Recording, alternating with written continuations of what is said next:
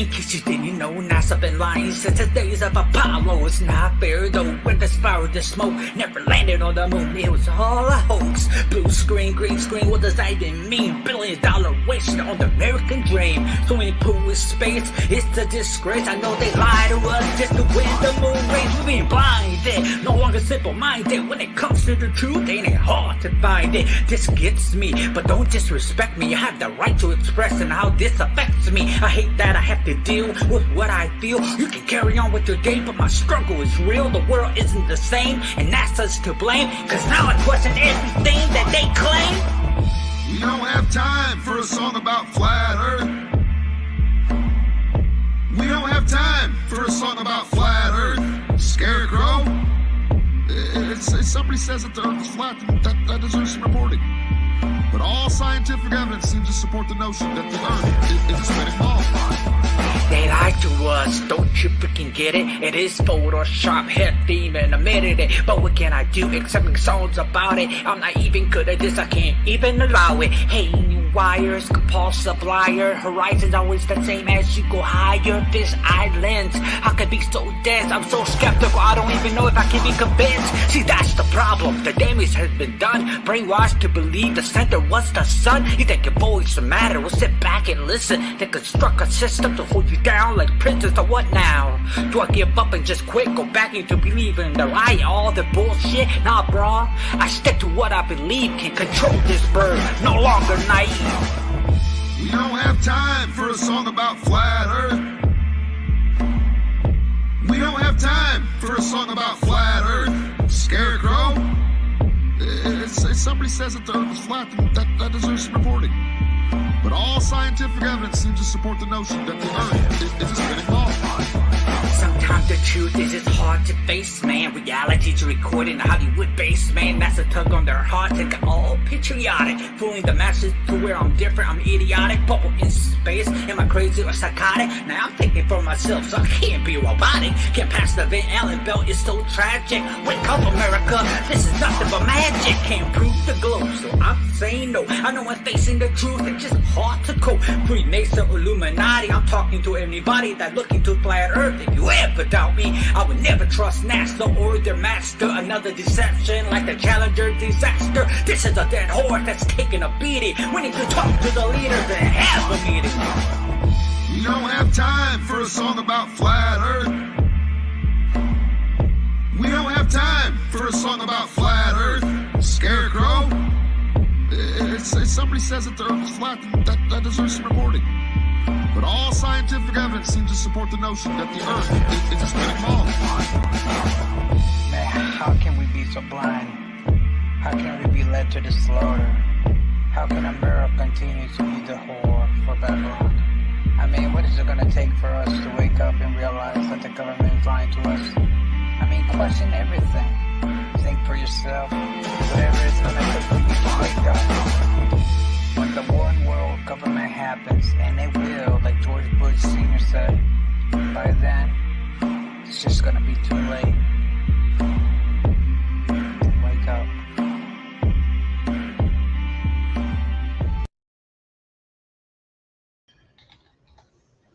All right, guys, you're live. Robert's here. What's going on, Robert? How are you? I'm doing great, man. Happy to be here. We're gonna have a great show. Robert, I have a couple of shout outs, okay? Sure. All right, guys, I have a couple of shout outs here before we get started. Let me share my screen. So shout out to RV Truth. I want you to check his channel up. This is his new channel, They Live Truth. He has made some great videos lately about the India, the rockets, pretty good. And these 3 videos here about the circling sun. This one, excellent video, you have to watch. These 2 I haven't watched it yet. And I have also Dimitri in Russia. I hope everything is doing well with you, Dimitri. Jennifer, you guys, if you can, whoever is in the US, Jennifer is going through some hard times right now. If somebody can reach out to her and, see if you guys can, give her a hand or something. That's Jennifer Harding Valdivia. So shout out to you, Jennifer. Shout out to Zip Investigations, Steve Wincombe in Australia, and James Salter. James Salter, he sent me a very interesting video. It's an episode of the $6 Million Man, season 1, episode 17, Burning Bright. I'm gonna play like 30 seconds of this, and you're gonna see that William Shatner is being on on the flat Earth for a long, long, long time.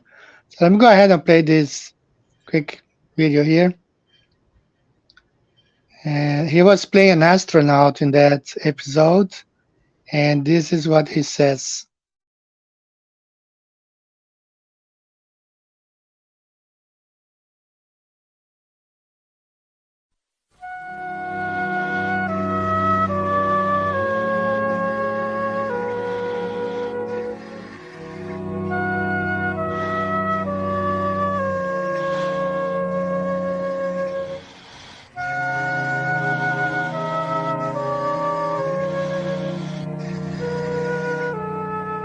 Mission Control, I've got some news for you. It's going to shock you, so you better sit down.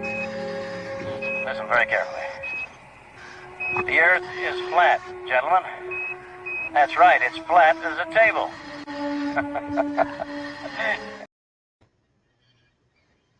All right, so this is it. Pretty interesting stuff.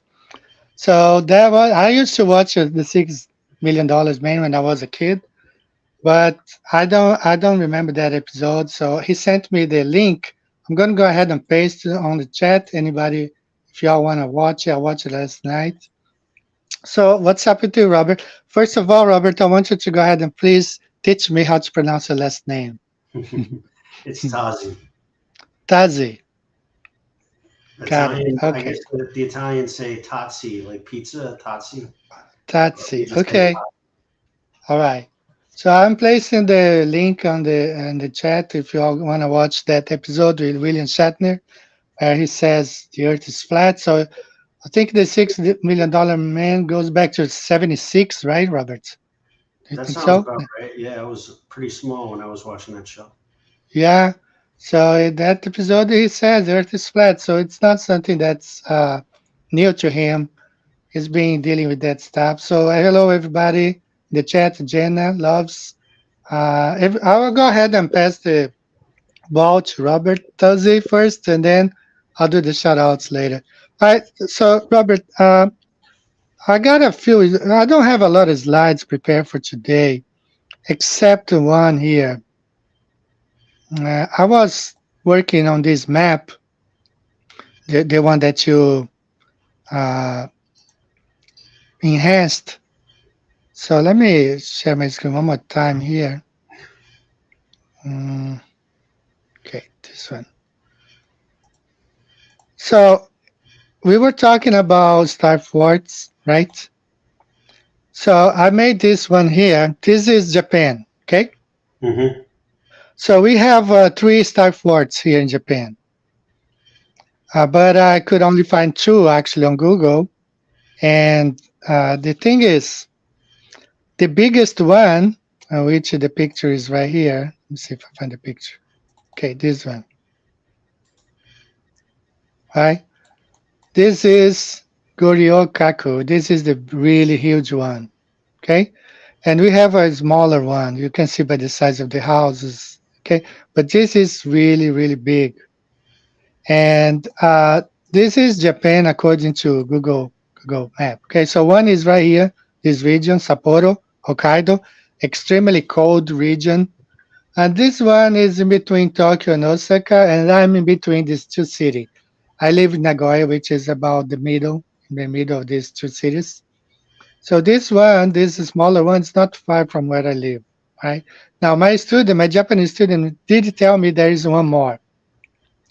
So here on the Gleason's map, the problem is the narrative they told us is that my Japanese student told me is that they built to prevent the Europeans were arriving here. So the Portuguese were the first ones in 1546, and then about 50 years after that, the Dutch arrived in this region, and finally in the 1800s, 1830, 1860, the Americans. Okay, so we have a problem here because the biggest one was built in the coldest region of Japan. One, there are not many people there. It doesn't make sense. It's just like the Russians are coming to Florida and the Americans built a fort in Alaska, to defend the land. So it doesn't really make sense, the explanation, the official explanation, why they built this type fort in this region so cold, very few people, while the Europeans were arriving much south of Japan. Of course, this is the Gleason's map, but when we look on this on the Google, you see here the Europeans were arriving in this region right here in the south, and they built the biggest fort halfway in north right here, isolated area. So that's the official explanation. Okay, they built that to defend themselves from the Europeans. I don't know about that. So let's go ahead. Do you have anything to share? Is screen to share? Yeah, sure. Let me just pull up the star forts that I have. Let's see.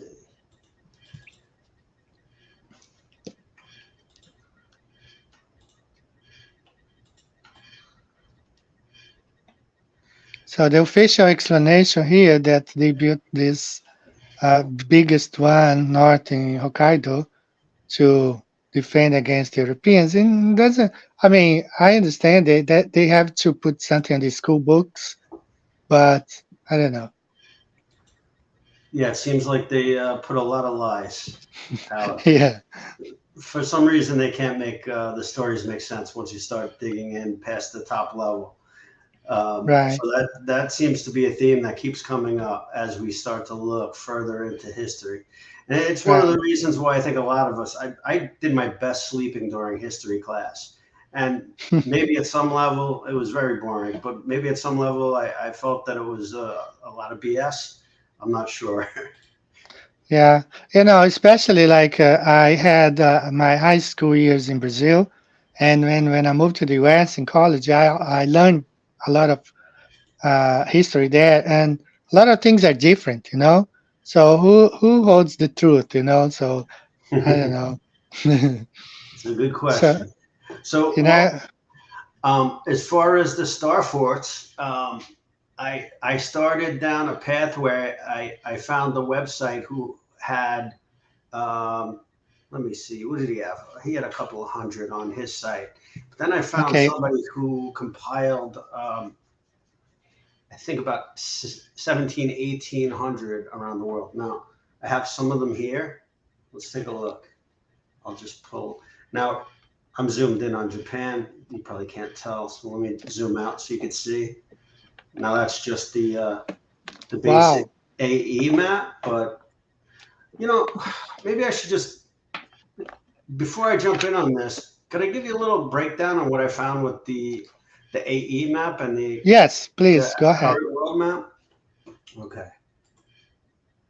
So I found this interesting.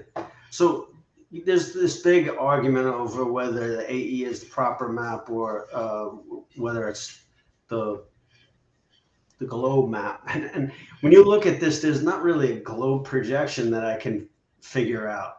There are different flat versions showing latitude and longitude is all it is. And then when they show a graphic, they always roll it up onto a ball and you get the pinching on the top and bottom. So let me show you what I mean. So right now we're looking at world map. I'm going to just turn off the star forts.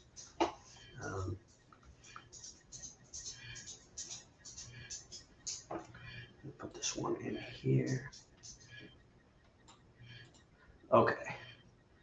So turn that off. Okay, so now this is the the world map that we're used to seeing, more or less. It's just plain vanilla.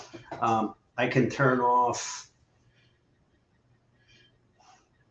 the new data and replace it with the Gleason's data that I geocoded. Now you're going to say, well, how does everything line up perfectly? I'm going to show you. So now what we're used to seeing in maps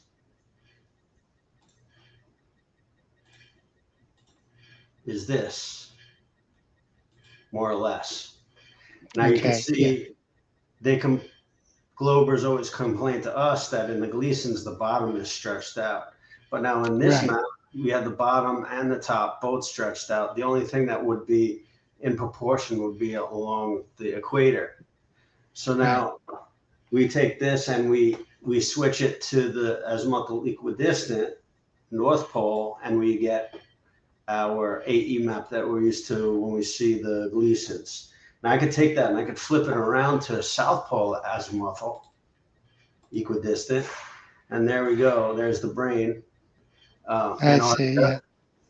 And it's funny because they kind of shaped it. It's shaped kind of like a brain with the stem, right? Right. And now when we look at the Gleason's map, I'm gonna just turn that off. Might take a second to draw. That's all right. So now it's a little bit different in the Gleason's map. It is. It's trimmed away a bit different. Now when I turn Antarctica back on, you can see the outline here that is quite different from what Gleason drew. You can see that outline changed quite a lot. Right. So anyway, I thought that was interesting. But going back, it is. Yeah. So we go back to our North Pole view, and we usually see it on Gleason's rotated minus 90 degrees with the Americas on the bottom. So now what you can see here is that I took the Gleason map, Antarctica. Yeah, so this is pretty much a cleaned up version of the Gleason map, aligned with the existing map data. So it's pretty close. I'm going to turn it on and turn it off so that you can see what I'm talking about. So it lines up nearly perfect. There's some of the edges, some of the borders aren't exactly the same, but they're pretty darn close. You can see over here, Greenland is very close, Europe. All of the continents, main continents, are pretty darn close. Now, if I tweaked it more, I could do a little bit of rubber sheeting and make it more perfect, but it's not really, there's not really a huge benefit in that. Some of the islands are a little bit off, like some of these little islands, but for the most part, it's pretty close. So when people say that Gleason's isn't accurate, that is absolutely false. It's just a different projection. Right. Exactly. So anyway, here we go. I'll just take Gleason's off to make it look a little simpler and easier to see. And I'll go back to the previous minus 90 and put on the star forts. So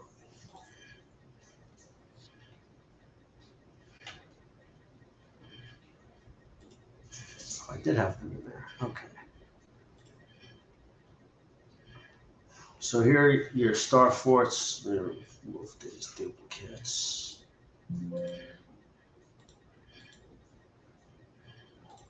So now the star forts should load. Come on.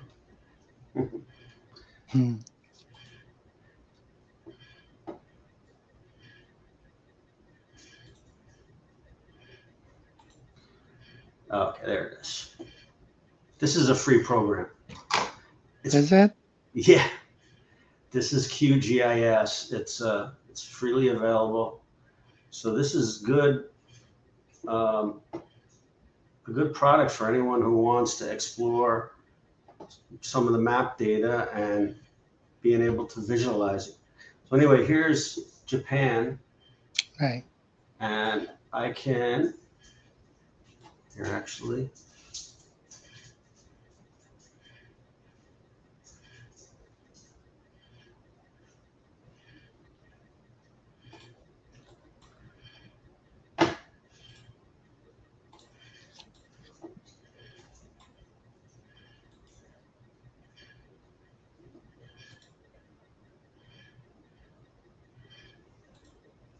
okay, so this is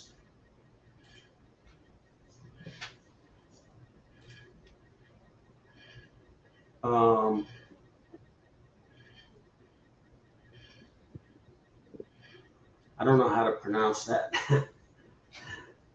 Kajo. Does that sound right? Yeah, I guess so. That's the one near you? Yes. This one, let me open I'm not gonna share screen. I'm just gonna open here for me to see. Okay. It's the smaller one. It's Tatsuoka Joe. Tatsuoka Joe. Yeah. Okay.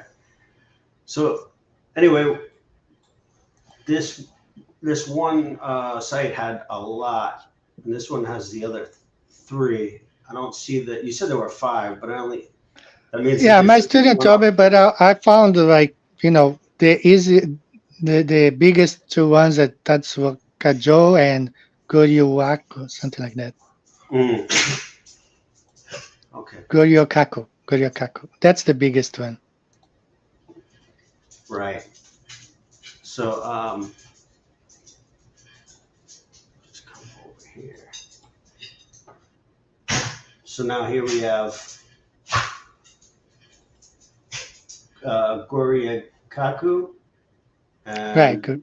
Yeah. Fort Henrique. Let me see. And Fort Shirakaku. Did I say that one already? So anyway, this isn't. This was a lot of data, and you could see the location on the map.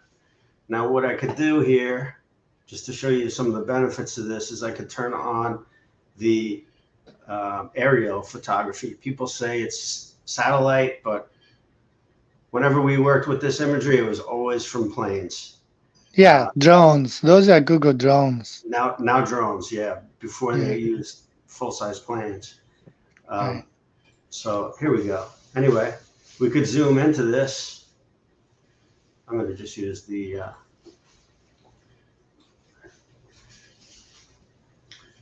zoom tool. It's easy to control. Now I just have to wait for it to download, and there you go. There's a big, beautiful fort. It is. This is really pretty. Yeah.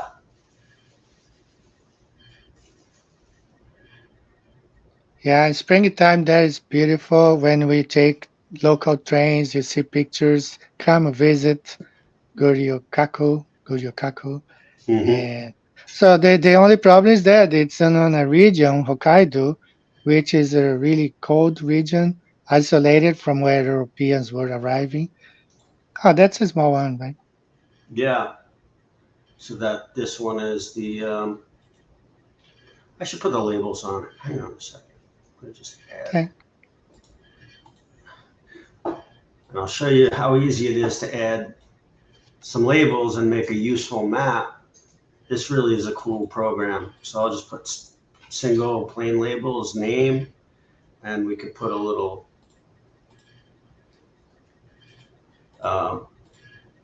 white buffer around it. Okay. And there you go. Let's see. Isn't that cool? It is. Very So cool. now this data was available freely online. Somebody had put it together. Now there was another one that I had done the benefit was that I put links to the Wikipedia on each of these. So you could do the same thing we're doing now, but then you could pull up the web page. So let me just put that on the map. because I think I accidentally pulled it off before.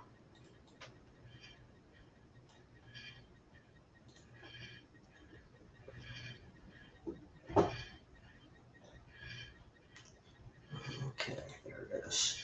So this is, I'll just put this up here. I'll turn that off so we don't have duplicates.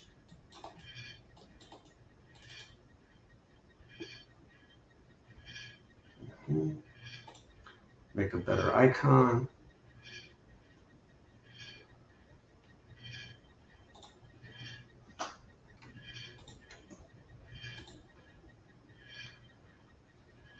All right. So now I'm going to just turn off the Google imagery and just make it more simple so I could find. Okay, so there's one of them. Okay. And that's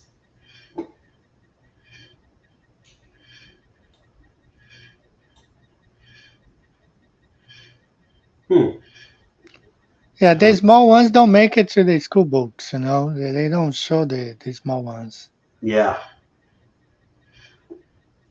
There's just, probably thousands of them that nobody knows about. Probably. You're right. Just like islands, you know. There are many islands that's not on Google. Yeah. Well, they just found 7,000 Japanese islands, right? Exactly, man. That's Can you believe incredible. it is? Not on Google. So anyway, I thought I had links on this to the Wikipedia, but I had done that with the Maces. Maybe that I was confusing that because I did this project a little before. So let me go to that. Well, we can go to the Mesa Mountains after. I want to show you some of the star forts in Europe. There are roughly 13 or 1400, 1350, I think, in Wow. Europe alone. It's incredible. So I'm going to just turn off this Esri Okay. plane imagery. And let me put the countries back on. Okay. So now we can zoom in and you can see right here. Look at this. All over, man. Wow. Yeah. So, Portugal, Spain. yeah. So let me throw some labels on these countries so we know what we're looking at.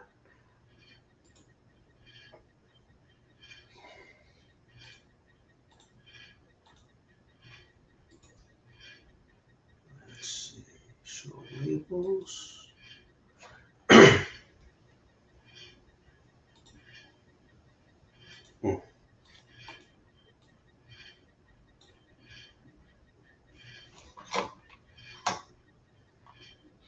All right, somebody asked who was talking about the 7,000. Yes, there are 7,000 uh, they call Neo Islands, recently found here in Japan. So yeah, that's right. It's not on, it wasn't on Google. I don't know if they have added now, but it just came out like last month, this news.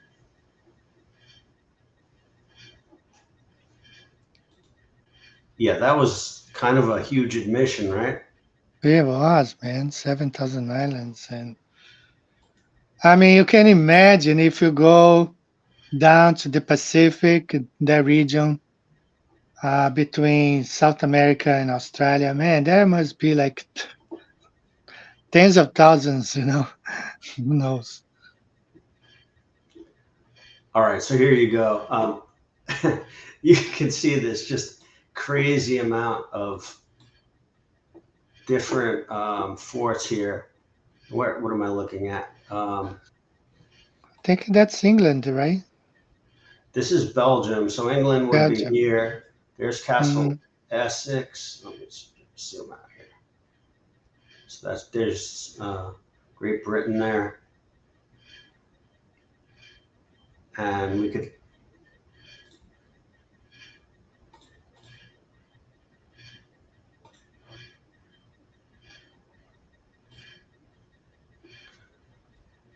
So now I could take the the imagery and put it back on. Have a look at a couple of these. I'm gonna get rid of this.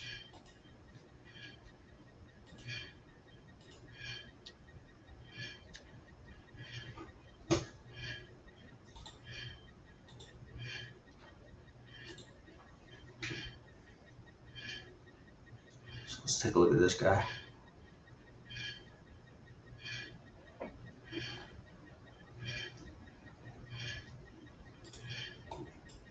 And make that a little more legible. Okay.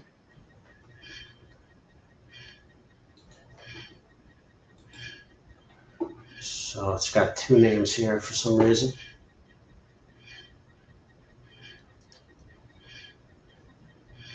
Not so clear.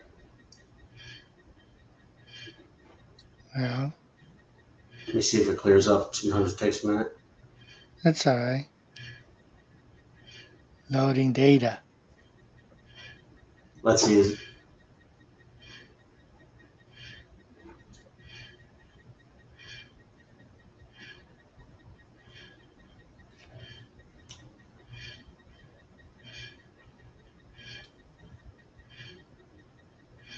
Okay, so I think that's about it. Yeah, it's probably So not. yeah, that's actually pretty decent from there. So you can see it's like an eye shape, and then you got this other Wow. section over here. I guess I was just zoomed in too much. Okay. Okay. So it's got two different fort names. Maybe the maybe it's two parts, two different names. I don't know. Right. Now, on some of the Mesa Mountains, there was only I think I had 400 Mesa Mountains, and I put links. I was able to do the Wikipedia links to it, so we could click on it and have a quick preview. But it's a job. I mean, compiling all this data together is a huge deal. I have to show you what I did with my with the time zones also. So Oh, okay. that was another thing that I put together. Anyway, we'll just take a look at a couple more of these. So here's Fort Nelson. It has a weird shape there. Yeah.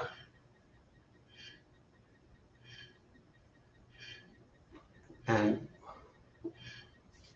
you have a highway there. Mm.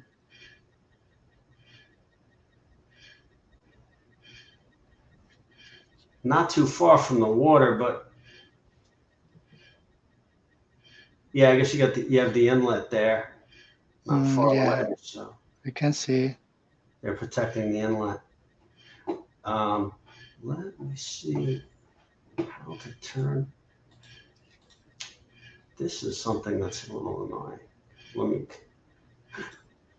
how to select the info. I guess you got to just choose another one. All right, so we'll go back here to. That was hard work, man, for you to compile this data like you did. So a lot of it was locating sources for me. In this case, so far what I showed you, I didn't really build much of this data. It was mostly compiled. Let's see.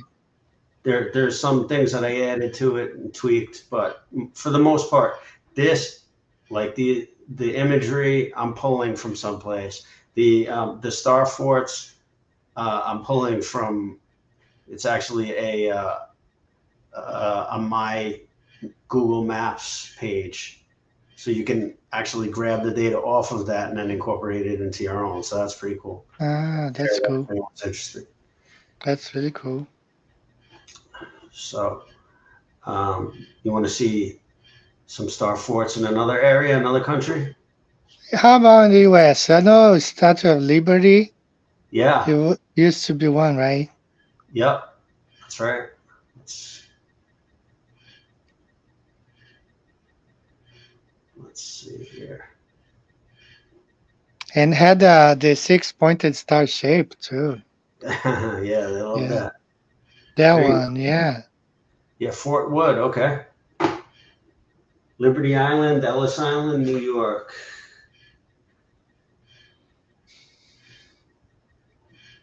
Well, that's strange. Pretty neat. Now, what you could do is you could take something like this, and I'll just show you real quick how we can modify this. I could just edit this. Let me see. What am I? Let me make sure I'm on the right one. So I just go to North America.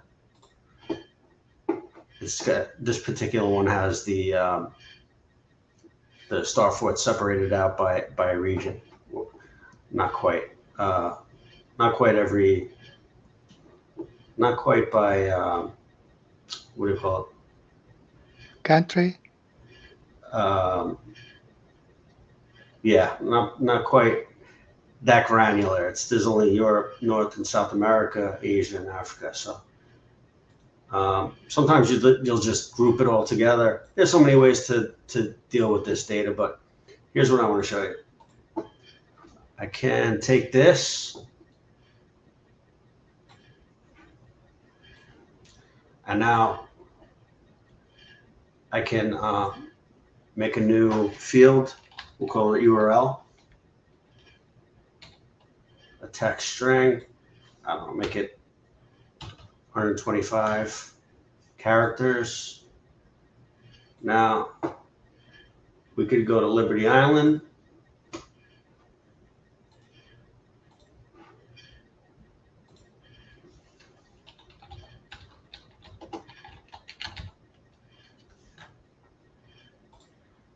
And take this Wikipedia, or if you have a better link,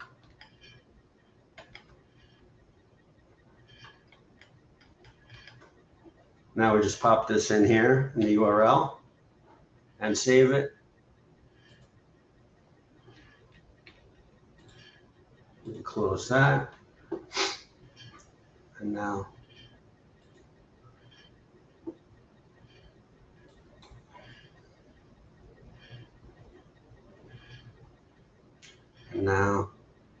I put it in the wrong folder. Okay. I put it in the wrong data set. So it's actually on this one, starforts.com. So we'll just do the same thing. Open that. Actually, I can do it right from here. No, first I have to add the field. Starforts.com. Open attribute table. Add a field, URL. Text 125. Save it. Okay. All right. And now I have the URL in there. I can just open it here and enter it in. And now it's a clickable link. So if you're building a data set, a lot of times it gets a little bit complicated. You need a reference, and that was one of the things I was doing when I built the time zones data. That was, almost country, not quite country by country, but there were 400 different entries that I had to figure out. And I'm going to show you that in a minute. Okay.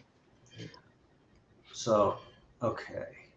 Now, I know that everything you're showing is off your computer, right? This is on my computer. Well, the imagery is online. That's why it takes a minute to load, or a couple seconds to load. So that's public data, and it's free. Right.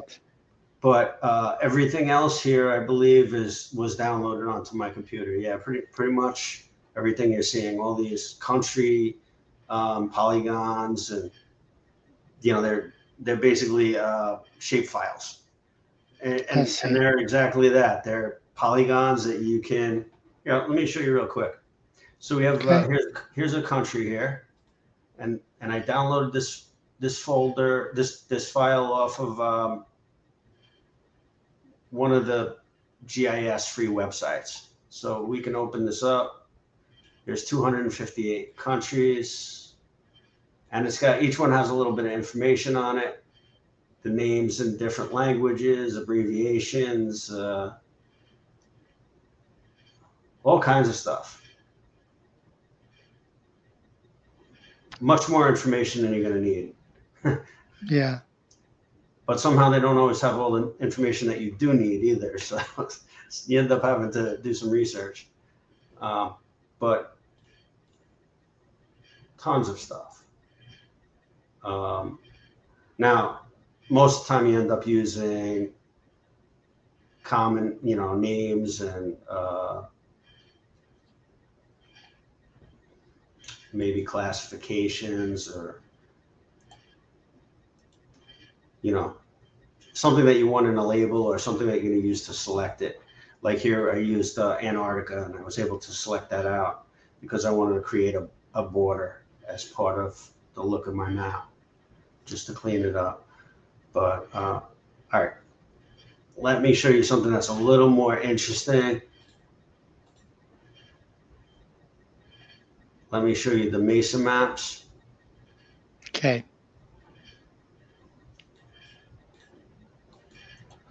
Well, before I move on, do you have any questions?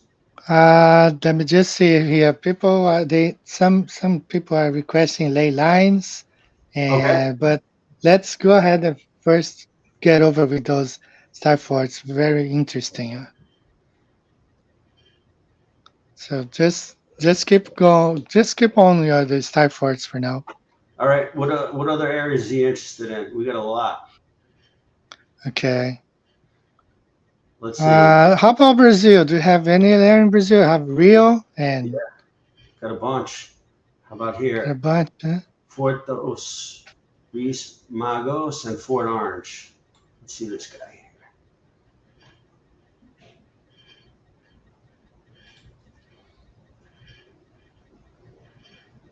I want to see how it looks like.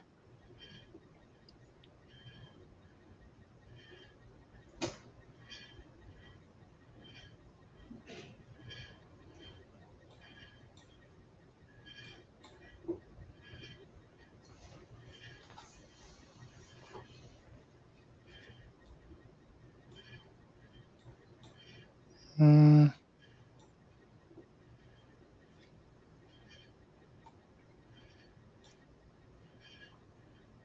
yeah, that's like looks like a modified 5 point stars, pentagon. Yeah, But yeah, 5 point, and it's right on the beach. It's pretty cool. yeah, Little jetty. Yeah, let's check out right. Fort Orange right next door.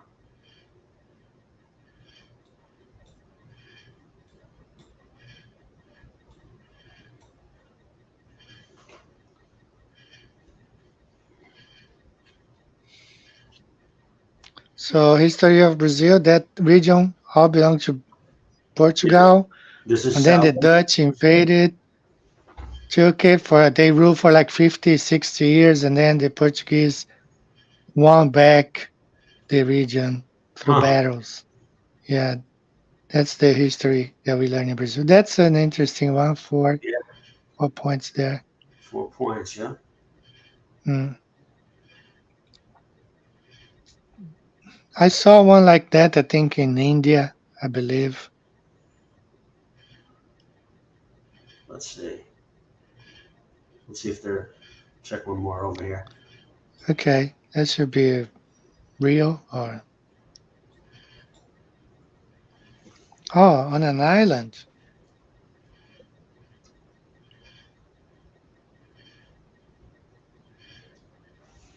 Yeah. There you go.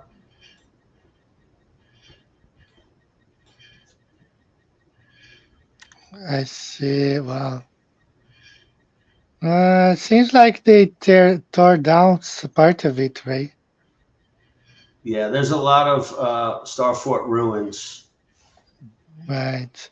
Some of them are just fields, and you just see the depression. Mm. Especially in Europe, there's some really old ones out there. Okay. So pretty cool. The reason I asked it if that data was in your computer, because if it was available online with the AE map, that would be, something great for you to share. But Don't Yeah. worry about it. The thing is, the My Google Maps are always going to be in the world format, the globe Yeah, format. the ball format or whatever. Yeah. All right. If you want to show us a couple more, and then we can move on to the ley lines or the time Yeah. zones, whatever. I see one there. Okay. Fortaleza de Santa. All right, guys. So people from Brazil who are happen to be in the chat, those are all star forts in the Brazilian soil. Very interesting. You got a couple in the Pacific side, but that's okay. We can move on to the ley lines. People are here asking me All right. about it. Cool. So let's see here. Just save that.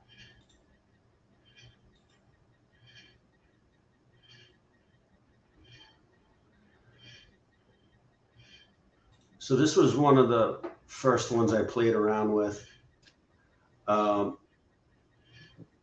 It's not super clear. Let me see how well it loads. Okay. So this was one that this Pilot Mountain off the eastern United States. And before I figured out some of the editing capabilities and methods to use, I just superimposed an image and stretched and aligned it, and basically it gives you the idea. But this was like step one for trying to figure out how the ley lines worked on the Gleason map, or the AE map rather. Put it on the Gleason map too, or how it laid out on the world map. So now I took it a little bit further, and actually I made some pretty good progress on it today. So let's see here. Where is that?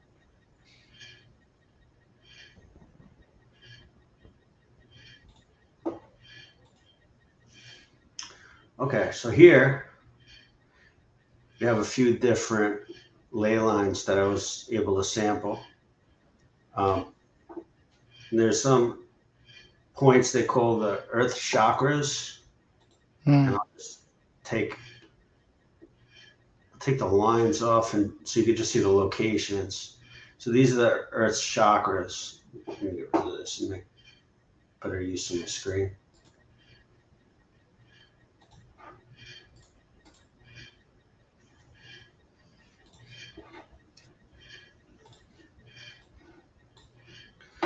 All right. So some, and really across the whole world you can see, and they named them from 1 to 6 chakras or 7 chakras, and then you have also gates, 1 to 13 gates. And I don't know, this doesn't mean a whole lot to me. It kind of looked cool. But anyway, when I mapped it out, this was the mapping. Let me just turn off. So you have the female and male great dragon, and that's these two squiggly lines. Here, let me turn off the longitude and latitude so it's a little clearer. So you get the male is kind of the U shape, the U shape, and then the upside down V is the female. And so you got different points that it crosses, and so that's pretty interesting. So I took it and said, all right, what does it look like on the AE projection? And it's almost 2 circles, so that's kind of cool. So maybe there's something to it.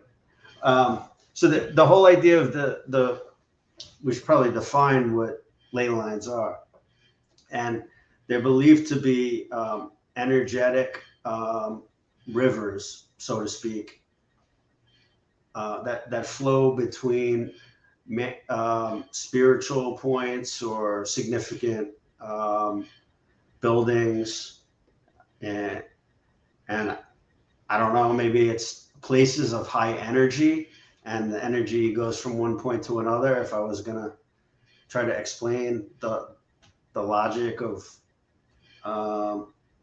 what people say about it. Now, supposedly at crossing ley lines, there's a lot of spiritual activity. That's what's claimed. So let's see a couple of more ley lines that we put on here, and put the rest of those points. So here we got in Europe, we have the sacred line of Saint Michael the Archangel, and it goes from Ireland all the way to Jerusalem. I believe it's Israel. Let me see. Actually, I can find out, because this one I did put the Wikipedia. So there it is, Stella Maris Monastery, located in the slopes of Mount Carmel in Haifa, Israel. Mm. So this is how we can pull it all together, make it make a little more sense. So we have Greece, Italy, was that France? France. Yeah, and then England, France again over here. Yeah. So that's a well-known ley line that runs across all of these different monasteries. And then we have. So they probably built those monasteries right on those ley lines. Yeah. Now, well, the fact that they created them in a line makes the ley line. So it's the energetic centers. It's a line connecting these energetic centers. And maybe they knew there was some kind of energetic significance and chose it. But let's take a look at, right now we're in the north azimuthal. Let's go to the world map view. Now this is a little, not quite straight. It's funny when they draw it on the map, it's like a perfect line. They move the points around to make it look more significant, and Possibly. it's never quite as straight when I put it on the map. But this is like anything. There's always there's questions on how accurate any of this data is, right? Like, You're what's the right. real shape of any of this map data? It's always in question. But anyway, that's how it looks on the world map. And now we have over here this other ley line, this wheel. Actually, they call it Pilot Mountain Ley. And so you have significant mountains. You have Washington, D.C. over here, U.S. Marine Corps, Paris Island, Stone Mountain, Standing Stone State Park, and Serpent Mount. So now this is actually another special point out here that if I had a little more time, I would have been able to put the data in for the Bermuda Triangle, and it's like directly straight up. It crosses this Serpent Ley and these other two lines. So what they say is the more ley lines that cross, the higher energetic the point is. This is the claim.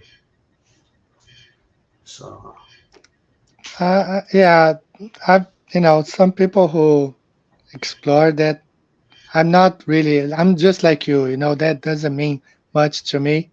Actually, David Wise, a long time ago, he asked me if I had anything, any material on ley lines. I just provided at that time in one a map with some of the ley lines, but that's as far as I can get to that. I don't, doesn't really tell me anything, you know. I don't know. He might to some other people, but you know, to me, it's interesting to see the layout, the design. The design looks like a flower from the top, but as far as are those information, legit or so I don't know. But Yeah, that's why I decided to talk about it. it gets into some occult areas that it could be interesting, but I don't know. One of the most informative sources I came across said she was a witch for 4 generations. She was a fourth generation witch, uh, Really? and you know it. She was just talking about how spirits could be tied to that point, and it like druids uh, would find these points and they would make a camp there and would bless the site so that when someone passed on, they would stay. They would be held to that point to keep guard over the remaining members. But I guess it never. According to her, they were still stuck there. And what she said was that the ley lines can move. Also, it's like flowing river. But I s- who knows? It's interesting, but it's not And really. it's interesting, but as you said, if it deals with the occult, maybe I don't know. It's maybe a kind of risky for us to deal with. Like as a Christian, I don't know. It's just like it's just like in Brazil. There are a lot of spirituality going on, African religions, and things happen. Mhm. Things happen, but you don't want to get involved with that stuff. You know, they have in Brazil what they call it's like it's an African religion. Okay, so there is a famous movie called Othello, I think Othello, and it shows the way it is. The person goes there, you're there, and there is somebody there, a medium, and that medium receives a spirit, and that spirit talks with a voice that's not of the person. Like if it's a woman, sometimes talks like a man. If it's a man talks like a woman because it's the spirit that's talking. And when I was much younger, time of my when I was a teenager, actually, we had a deacon in our church, and he decided to visit just out of curiosity so he could tell us how what happened in there. And when he was there, he didn't identify himself because it's open, it's like a church, you can just get in and watch. And there was somebody told them that the spirit could not manifest himself or herself at that night because somebody had the spirit of Jesus in there, you know. And so the whatever spirit was supposed to manifest in the medium told that night that thing was not going to happen because there was somebody with the spirit of Jesus, and that the evil spirit would not be able to manifest. It's very interesting, so things happen, but sometimes it's better for us not to deal with that. I don't know, that's my opinion. Yeah, I kind of felt the same way. Um, but it's funny some of the things you come across, and it, that's one of the things I'll just kind of leave there. This was the story the lady told, and I'm satisfied with that amount of research. I don't Yeah, need any more. don't get. Don't need anymore. Okay, great deal. I want to show us about the time zones. Do you have anything in the time Yeah, zones? yeah. Oh, you want before I go into that, you want me to show you one or two Mesa Mountains? Okay, I'll do this one real quick. all right, that's fine. Let's see here. Go back to this. Turn So I on. just want to read this comment right here. The demons fear the name of Jesus. That's why NASA won't allow employees to use his name. Exactly. You know, that's exactly what it is. I whatever. What else you have there?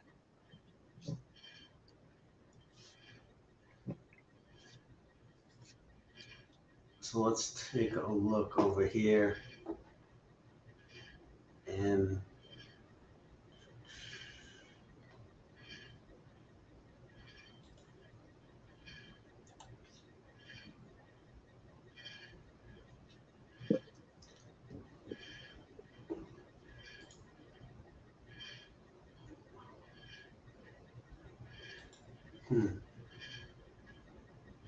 I'm not putting the labels here.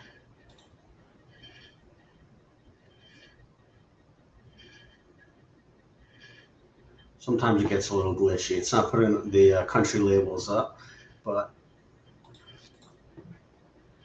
this is Venezuela. And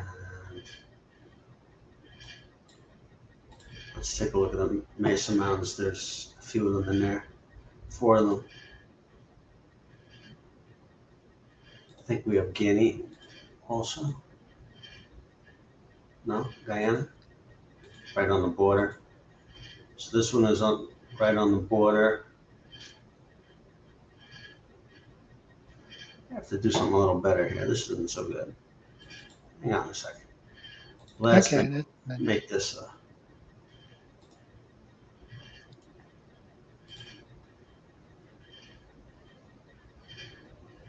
You know what? That's a little glitchy. I'm just going to deal with it. I might need to remove it and put it back on. Let's see. Do I have something covering it? No. It should be. All right, I'm going to just do this. Let's turn this off. There we go. We'll go with the Gleason's map. Okay. All right, so we have in Venezuela here. Here is in Bolivar. I guess this has some crazy characters that doesn't like. Okay, so this is one of the flat top mountains. Not so great on Wikipedia. Let's see. Images. Oh, wow.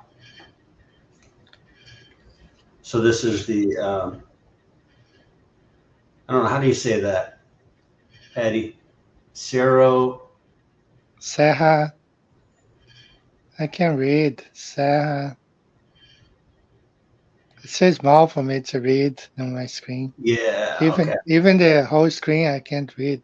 Serra Santa Mantiqueira, Serra Yeah, Sar is Sar in Yama. Oh, something like that. Serra Inhama. It might be that. Anyway, Wow. pretty amazing. Look at that. Look at that. Hang on, wait a minute. Let me bring that up. Isn't that Here. amazing? Is that insane? And look at that. Waterfalls coming out of the top. How is that Yeah, possible with the geology that they give us? What's yeah, pushing that water all the way up? That amount of pressure coming from below to get the water to the top of that mountain. Let's see how tall right. it is. Its altitude is between 300 meters, 980 feet, to 2,350 meters, 7,710 feet. I mean, anybody who knows something about plumbing or engineering knows that that would take a lot of pressure.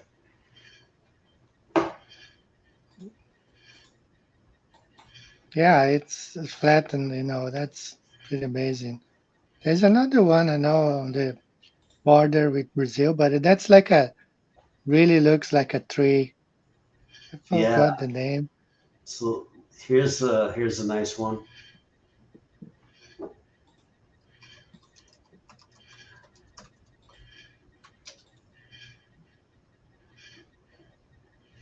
And how to pronounce this? Wow. Kukinan Tepui. Yeah, did I pronounce it right? I think so. Kukinan Tepui.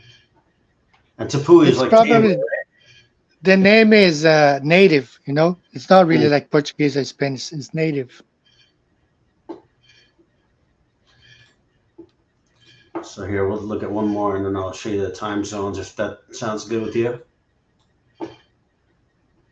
Let's see here. You want to see Devil's Mountain? Should be Oh right yeah, around. yeah. Let's look at that. That's Mormon Mesa. Let me see. Devil's Mountain, is that it?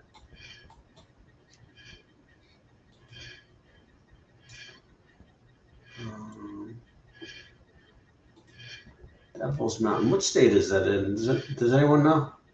Let me see. Devil's Mountain, I'll find it real quick. I just do a search. It's pretty easy to do. Wyoming, Wyoming. So I just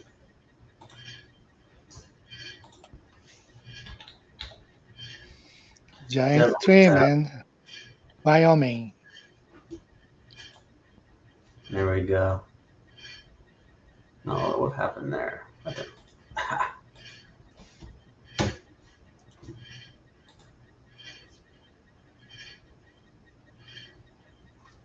All right. Devil's Tower. There it is. Wyoming. Gotcha.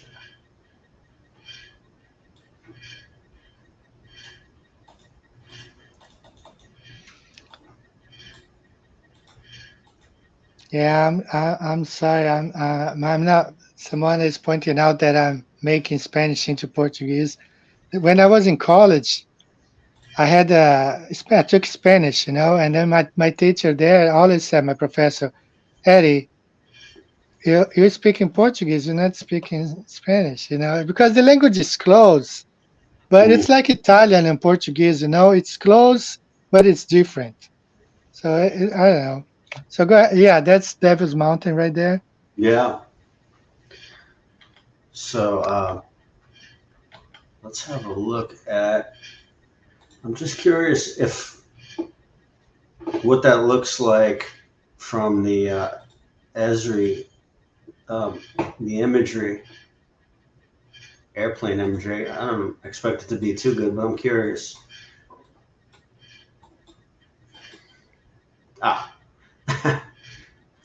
Put me on the town instead of on the actual mountain. All right, so I don't know where that is.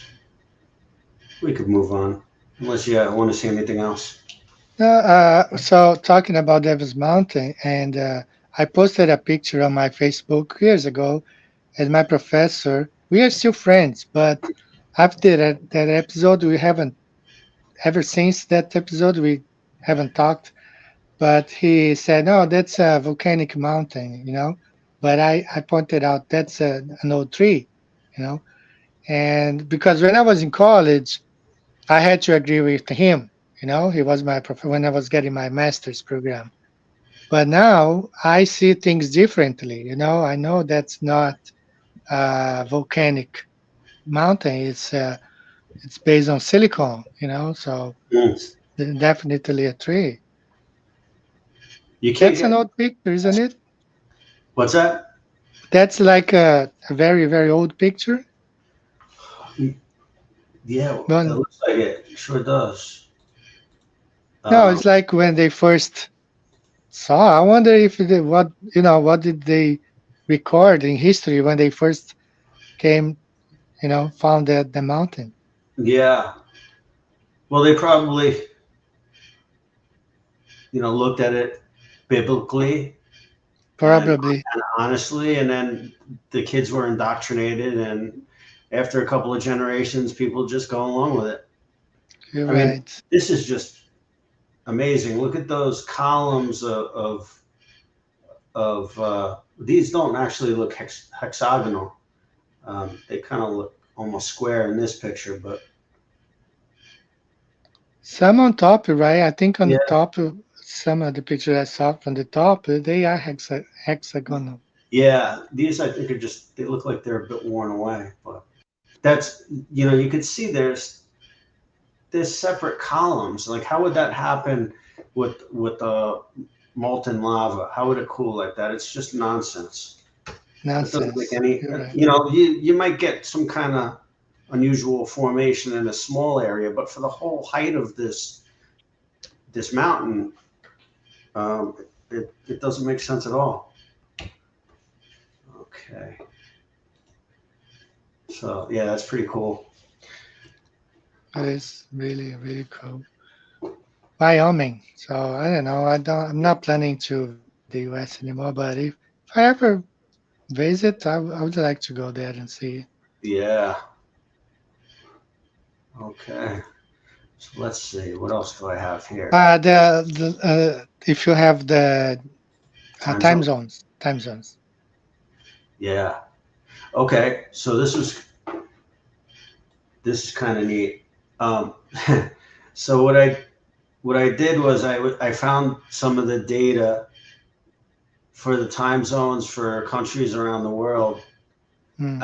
It was very limited, so I had to like go and get each section. What you're looking at here is the finished product where I joined all of the countries together with the same time zone. This is without any daylight savings. So you could see that these are the countries with the green ones in this section are using UTC, or used to be Greenwich Mean Time. Now they call it Right. universal time. And then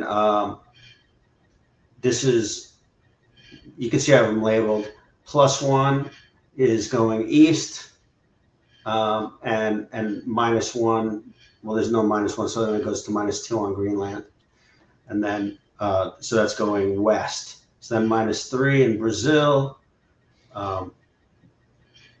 and Argentina. Then part of Brazil is -4, -5 for I don't know what's over here. Colombia.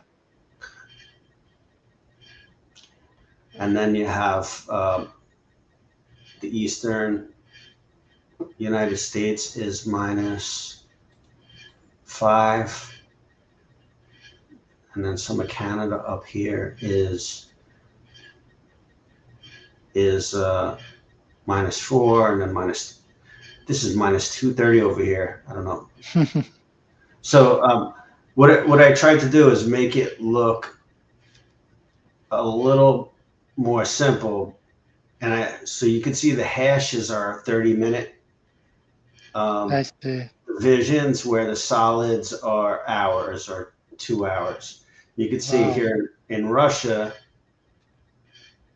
you go from -3, -5, -7, -9, 10, 11, and 12.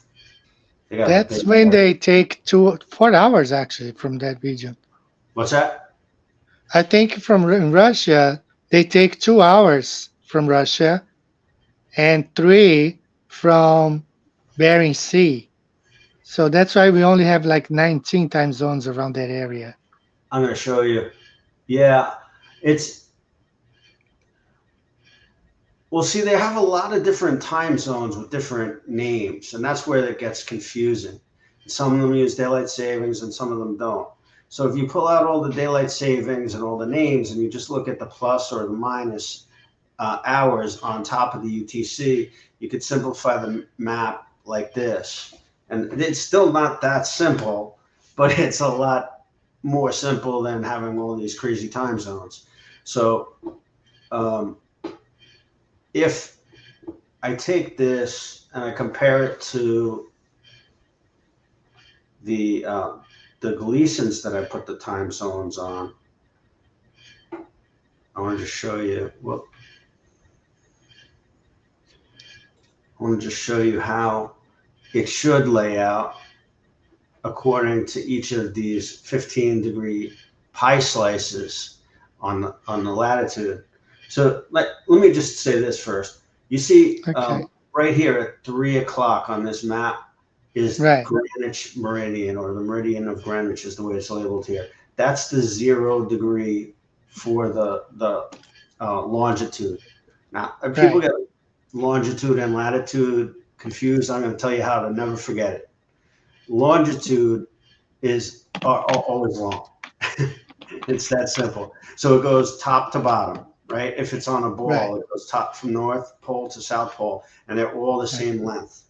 The only long latitude is going to be your equator, and all the other ones are going to be smaller as you go up and down the ball, if it was a ball, or it's going to go from smaller from the North Pole and to larger all the way out to the alleged South Pole. So now we got that covered.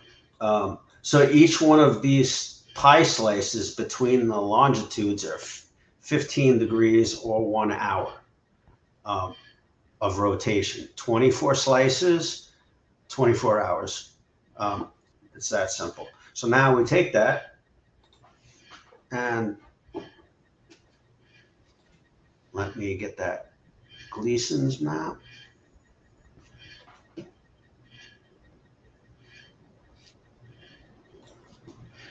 I just ran out of time. I wanted to have this more prepared. No, but it's so cool. I mean, really nice. So let's see here. Where is Gleason's? Let me just look for it in the folder.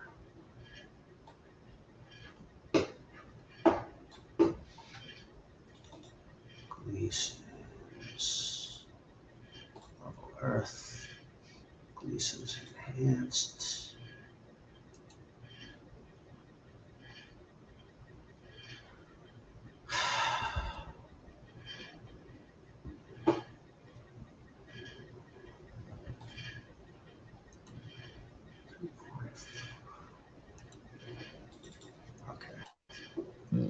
Let's take this one here.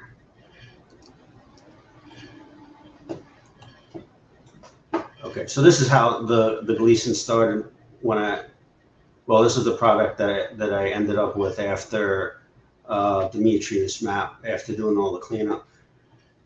Now, let's see here. And I say cleanup because like I had to separate each of the layers and redo the labels. So it took a bit of time.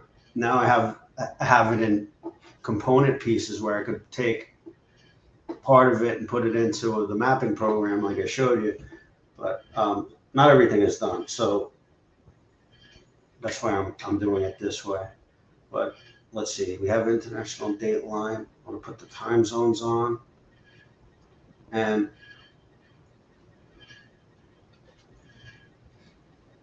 see if there's anything I could take out of here. Let me just take out points of interest. That. I don't need that. I'll leave that. Continent. Okay. So here we go. Again, at 3 o'clock, you have your meridian of Greenwich, and UTC. I put plus or minus 0, but that's really redundant. Then the first slice underneath it is -1, but I don't know if there's anything that's really using it. Iceland is in -2, and you have -3 all the way around to -11 at like up just before 9 o'clock. And then you have this crazy situation here where the date line gets all funky. So if we go the other way around, it goes +1 all the way to +12. And now this, where you see this date line here, this green is +13, and this little orange area with Karabate is going to be your +14. Wow, So, that's crazy, man. yeah. So it's like these guys wanted to stay in the same date as England, I guess. I don't know. It's crazy. It is, man. This is, I don't know, it's really crazy. And then you got the around the Bering Sea. You can see that they go right around Russia here, Bering Strait, to keep them on in positive and plus 12. So this is like the theoretical plus this little craziness here versus what we end up with is this. So there's a lot of exceptions and not everybody's using hour increments. And one of the really weird ones here is Australia that has +8 in the green here on the left, +10 you could see, but then they do +930 in the middle instead of +9. And then to make things extra confusing, they do +845 in this little triangle up here. I didn't look to see what the area was called, but it seems like there's a lot of funny stuff going on in Australia. Yeah, definitely. So then over here we could look at Asia and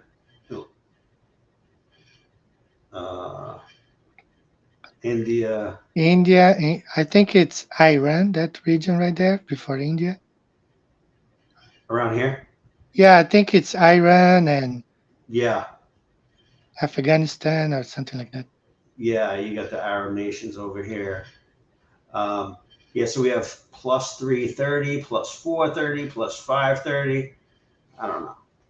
I don't know why they couldn't stick with straight hours. It had to be difficult.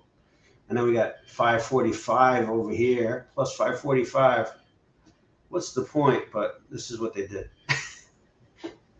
That's so weird, man. Yeah. All right, that map, if you could save me a copy, I would love to have it. That one. Absolutely. Okay, please save a copy for Would you me. like a side by side of No, the just by just like you did with the Gleason's map, just a, it can be a white background, it's fine Mm-hmm. because it's pretty nice, that one. Okay. Really well. Yeah, absolutely. Let's see. Let me see if I have All anything right. else to show you. I think that might be almost it.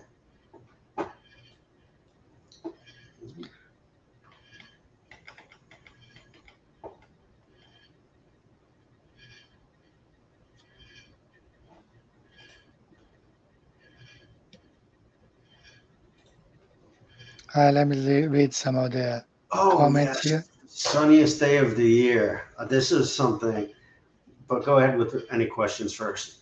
Okay, I'm just gonna shout out here to Iron Horse. He's gonna be with us in a couple weeks, talking about the moon. So shout out to you, Iron Horse. Go ahead, talk about the brightest date, July 8th, right?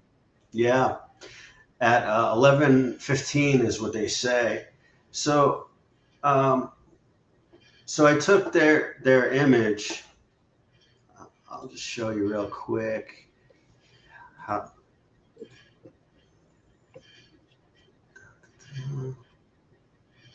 Okay, map. I think it was this one. Yeah. So this is the map that I downloaded from timeanddate.com. This is the 11:15 a.m. Right. on July 8th. So now I took this and I had to take it apart a little bit. So of course it's not in my recent files list anymore. What the heck? All right. It's right over here.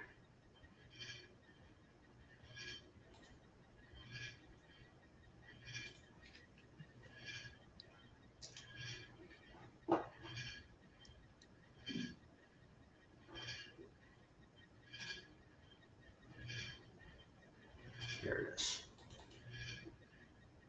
Okay.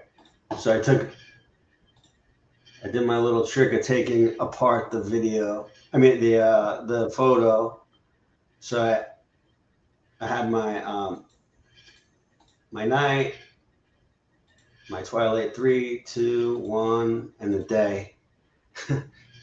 All right. So now what I did was I took this thing and I mapped it because look at how perfect this lines up. If I take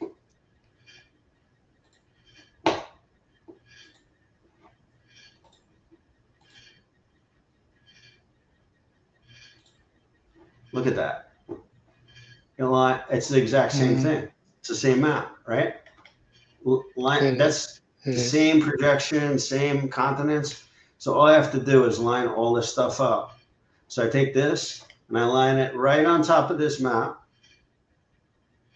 And then I just edit out the continents and stuff and just leave the contours. And so I end up with a day map, twilight. But then I could just say, well, what about the full day, including the twilight? And then the full night, which would include the twilight also, and compare the two.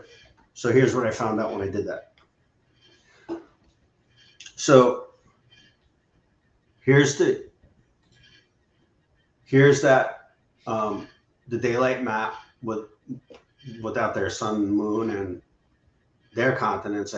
I pulled them out, and now we're looking at just my data, and this is overlaid on top of it. And now we could take this image and turn it into a map file, like a polygon, where I could look at the area of the two.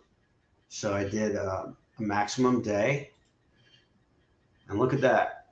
When I do the calculations on it, 61% daytime and 33.9 nighttime. We'll just take out this. 66% daytime. But there's something, they always have a way out, and I'm going to tell you what it is. It's funny.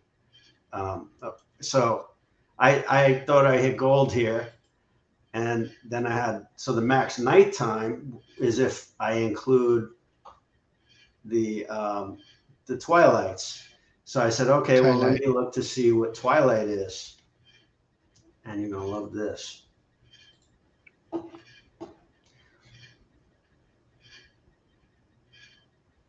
Let me see.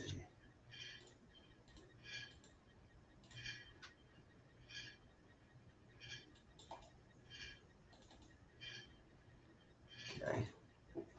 So here's what I found. I had to go on the Wayback Machine to get a clear enough answer on what included daylight and twilight. So what they say, and look at this. There's three sections of twilight or phases: civil, nautical, and astronomical. 6, 12, and 18. 666. Yep. And this is the 6, 12, and 18 degrees of light wrapping around the ball, going beyond that 180 degrees, because we know light wraps right around the ball, according to these guys. And then with the horizon, they do the same thing. So civil dawn, nautical, and astronomical dawn, all another 666. So they're getting 18 degrees on either side on the sunrise and the sunset. So they always leave themselves a way out. Wow, man. The ball Earth has 666 all over, man. All over. It's science in quotes. Yeah. It's I found at least a dozen places where they hide it. Even in the perimeter of, not the perimeter, the circumference of the Earth, in nautical miles is 600 times 60 times 6 for 21,600. Yeah, nautical I miles. don't know, man, how they come up with those numbers. Like, always match the 666. Everywhere you go, everything you do with this globe Earth, it's always this 666, man. And I don't know why these people believe that this is all a coincidence. Can't be a coincidence, you know? Most people don't see that it's even there. And if you notice it, they think you're nuts for actually picking up on it. But I think that it goes all the way back, probably way before this. But with the Gleason map, they commissioned him to build the Gleason map based on these parameters. So you have your 66 north and south, 66.6 north and south for your Antarctic circles, and the 23.4 for your for your equinoxes. Equinox. Yeah. So and then everything else, they really put a lot of time into doing the math to figure it out. It's pretty impressive. It But is, devious. Yeah. Robin, I want to show you something, and perhaps I'm gonna display my screen, and maybe this is something that you might work, and maybe in the future you come back. Doesn't have to be for now. Are you familiar with suncalc.com? With the what? Suncalc. Let me go there real quick. Sun calculator. Suncalc. This website here. Suncalc.org. Are you familiar with this? No. It's loading. This one. Are you familiar with this website here? No, I haven't Calculate. been to it. Okay. So they use the projection they use is this projection is this one right here. Mm-hmm. This one. Okay. So they always use this projection. That's what's going on between QNF, which I like QNF. I like his work, and RV also like RV Truth. But Mm-hmm. the thing is, like the SunCalc, they use this projection. So of course it's just like that new school when they removed the A map. So everything you have like 7 different projections except the A map to see the weather, the ocean, the winds.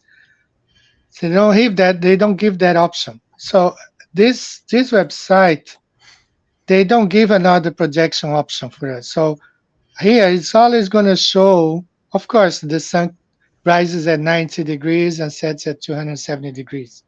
But the thing is, just like you converted some of those maps, I converted this one, the temperature, and you see here on the Gleason, on the A projection, how it makes more sense. Okay, Mm-hmm.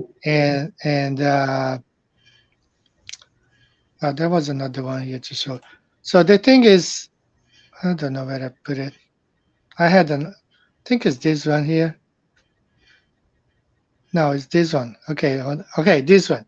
So if you are here, let's say in this longitude, you observe the sun rising at 90 degrees east. You're facing Australia, okay? You're facing Australia. You are right at the equator here. Or no, actually you are here in Cancer. So you observe the sun rising up 90 degrees and setting to 70. But the problem is wherever you are, you're going to see the same thing, okay? If you are here in this longitude, you're going to see so the final product, it shows that even though the sun seems to be going on a straight line, when you put all data together, it shows like a circling sun. Understand? Mm-hmm. So, but the way they did, it's impossible because they only gave us this option. So here you always will see the sun going on a straight path. That's why these people think that this is the the Pac-Man map, right? But it doesn't really make sense. So I don't know if you have ever looked at this, but I was wondering, it's impossible. This website will never display this data on an AE projection, right? I just wonder, this can be for 2 months from today, 3 months from today. But if you could pick at least, let me say 24 time zones, let's pick 12 longitude lines. Let's say like the sun here, okay, that's somewhere in China, and then you pick like skip 2 time zones and 2 time zones and 2 time zones like this, and then try to get this data onto a Gleason's map. I don't know if that's possible, because you have to get like the time, and when the sun is here, and then 2 hours the sun's going to be here. I don't know if it's even possible to do. But the way this website only provides this information on this projection, it makes it difficult, to find the truth of the path of the sun. So I don't know if you understand what I mean. I wonder if there's a way to download the data in a GIS format. Yes. So I'm gonna. Are you familiar with this website? It's called suncalc.org. I haven't been to it until just now. I just loaded it up. I have to check it out. Okay, yeah, take time, maybe 2-3 months from today. You always you get all the you play with this here. You can move the regions where the observer is, and you see the sun rising and setting. And you have here altitude, the azimuth, all the information is here. Okay, you choose the place. It's an interesting website, but the problem is they only provide one projection, which is this one. And I mean, this is the problem between like RV and KNF, because KNF gets all the data from this website, and the website does not really provide a way to test on the AE projection. There's no other way. And when this is what I did, but of course I just did it like the sun rising 90 degrees east, setting 207 degrees west. But at the end of the day, that's what you're gonna have. You're gonna have a circling sun. It's just like for the observer. It's weird the way it is, because for the observer, you're gonna always see the sun on a straight path. But if you move longitudes, you're also gonna see. And then you move like 15 degrees, you're gonna see the same thing. So I don't know if go ahead. Do you think it has something to do with the personal Perspective? dome of vision? Yeah, the personal dome of vision, where Yes. the sun is going to look like it's straight for a couple of reasons. Because it's the arc is so big that to our eyes it's going to look like it's a straight line mostly. With a slight veering, but for the most part, it's a wide enough circle that our length of vision is going to limit it, so it's going to look fairly straight. And to make it look more of an east to west, our personal dome of vision may make it appear to move directly overhead, more or less.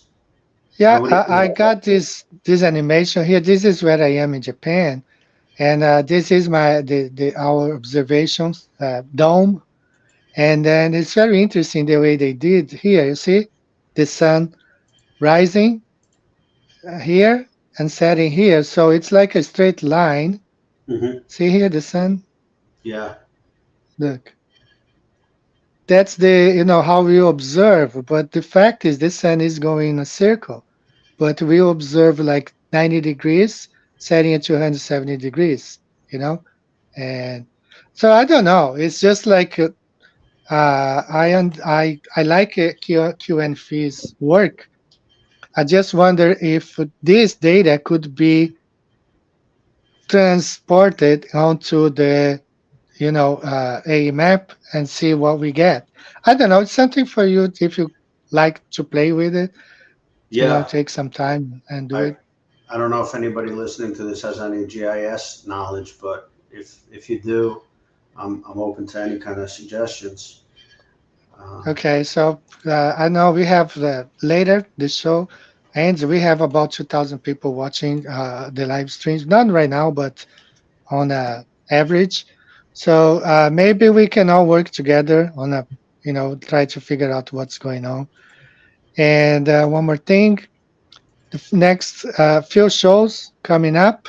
So today we had Robert and Tozzi. Sorry, Robert, if I'm That's all right. butchering. And we're gonna have Kevin Bobick from Density Clothing next week. We're gonna have RV. We're gonna be talking about how far those Antarctica lands might go. And Ross Iron Horse talking about the flat Earth moon. And also I'm gonna have Pastor Ryan McRae. He's been making some noise on TikTok, and I wanna hear about his flat Earth journey. He was fired from his church. The senior pastor let him go because of flat Earth, and then he lost a whole bunch of friends and family members, like turned his back on him, all that stuff. So I'm interested in listening. It's not easy. This flat Earth stuff is not easy. And my family's fine, man. All my family, my daughters are on board with it. But for some families, I've seen like splitting marriages, because of flat Earth, all that stuff. Some people just can't handle it. They have a real emotional attachment to believing what they were taught, and it's a cognitive the cognitive dissonance is just seems painful for them. Yeah, just to even listen to it, it's either infuriating or painful, one or the other. Yeah. All right, guys, we extended our show. We had a special guest today, Tony and Robert Tozzi. And you're always welcome anytime. I think we're going to have Dave DeWise here also. So you might join us at that date if you want. You're going to make that possible. And we're just going to talk flat Earth. There's no topic to present or anything. It's just going to be questioning everything. That's what we're going to do. So, Robert, I do appreciate you coming here. I want you to say goodbye to everyone. Yeah, thank you, everyone, for listening. I hope you enjoyed it. Hope you got something out of it. All right. So, thanks, everyone. Robert, I'm going to go ahead. It was very nice having you here, brother. We're going to be in touch. And please send me that. Doesn't have to be today. I'm busy. But during the week, save me a copy of that Gleason's map you have. All right. Thank you so much, brother. I do appreciate you coming. And I'm going to go ahead and close the show. I'm going to remove you from the chat. Okay. Thanks again, Robert. All right. Bye-bye. All right, guys. We're going to be closing. I'm going to go ahead and play one of my favorite flat Earth songs by, let me find him here first. Yeah, Dave J. Carroll. So thanks, guys, for being here today. And I do appreciate, we will be back next week with another show talking about flat Earth, okay? Let's end the show with Dave J. Carroll. Thanks a lot. See you next week.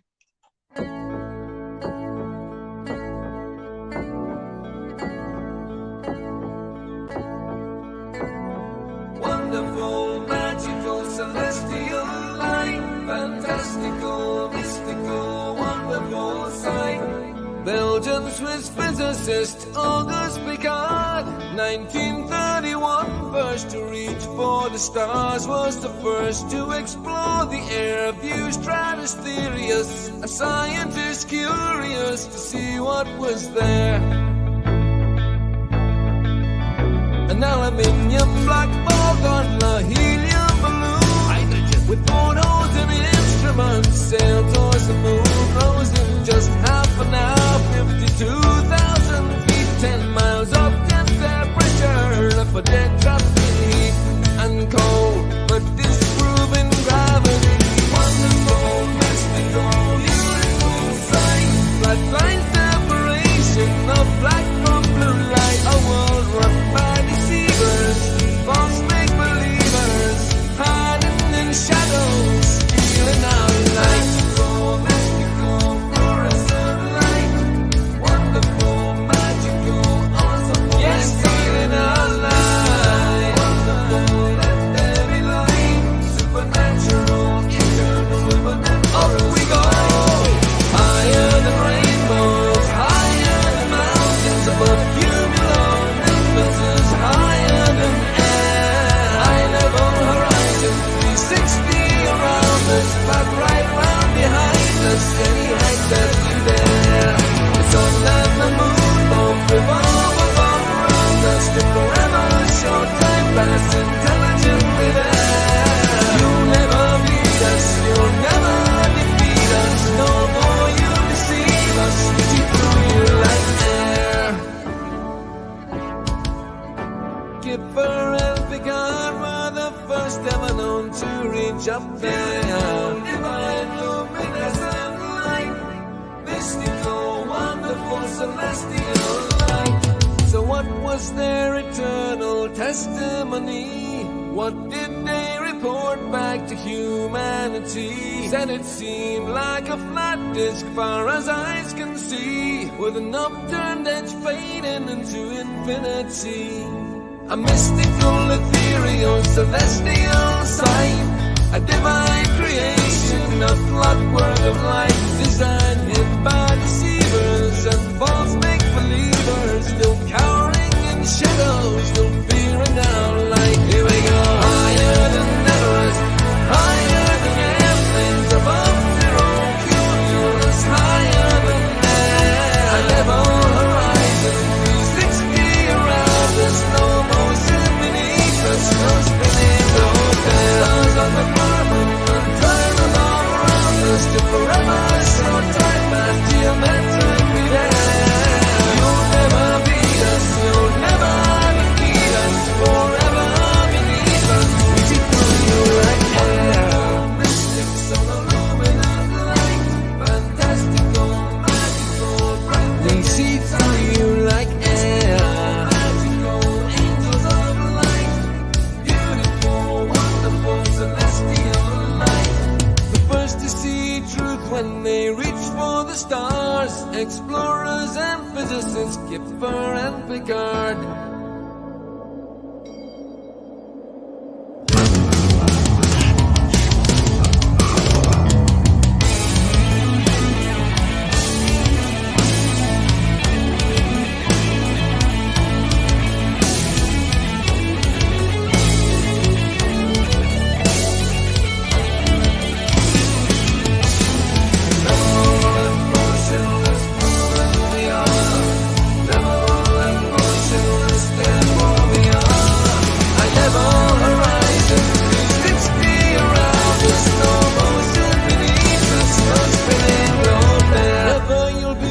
Never you'll defeat us, forever beneath us, we see through you like air.